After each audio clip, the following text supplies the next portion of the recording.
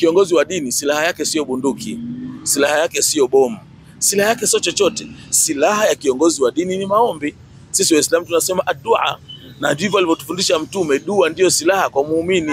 Kwa hiyo nilitoa maelekezo pale tufunge, lakini pia siku ya Alhamisi naamini itakuwa tarehe ngapi hivi, tutakuwa na dua kubwa itafanyika hapa Gand Hall kumuombea. Kwanza tutamuombea Rais wa Jamhuri ya Muungano wa Tanzania, Mungu amlinde, Mungu amhifadhi, Mungu amtie nguvu, asife moyo kwa haya yanayotokea. Lakini sisi tumesema wazi tutaviombea vyama vya siasa bila kubagua. Sisi kama viongozi wa dini hatuna chama maalum, kwa sababu mimi ukinitazama msikitini pale nina waumini wa vyama vyote, waumini wa ACT Wazalendo, waumini wa Chadema, waumini wa CUF, waumini wa CCM wako pale. Kwa tutaviombea vyama vyote, Mwenyezi Mungu awaonyeshe haki hawa viongozi wao. Tutakiombea Chama cha Mapinduzi, kimetawala kwa miaka 60.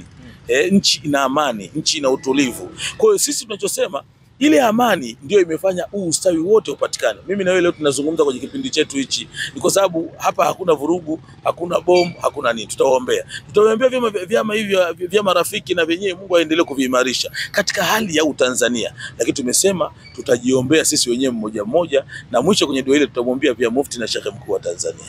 Nimesikia pale kuna dua hii ya Al-Badili, pengine ina tafsiri gani zaidi na hutumiwa zaidi katika wakati gani? Maana umezungumza hapa kwamba sio dua ya kawaida fulani hivi. Naam, ni kweli kwamba tutakuwa na dua maalum.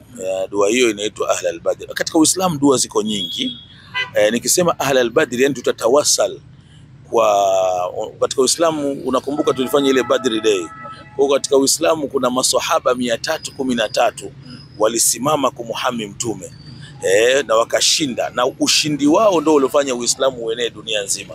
Kwa tunataka kutawasal kupitia majina yao, sio kuwaomba wao, kupitia majina yao, kupitia kazi walizozifanya, zile amal saliha walizofanya, ule ushindi waliopata. Tutatumia kidua hii kumwombea rais wetu, Mwenyezi Mungu amvike bulletproof, asipatikane mtu wa kumvunjia heshima, na hata akipatikana, kwa sababu wanadamu hawezi kupendwa na watu wote, lakini asipatikane mtu wa kumdhuru, asipatikane mtu. Na tumesema yoyote ambaye atakuwa na nia mbaya, sio rais tu. Nataka ndugu mwandishi ufahamu, hii nchi yetu ya Tanzania tunatakiwa kuilinda kwa magego. Tunataka tuiombee nchi hii ya Tanzania, Mwenyezi Mungu adumishe amani yake na utulivu wake. Ikitokea Tanzania imevurugika, sisi wa Tanzania tunakwenda wapi?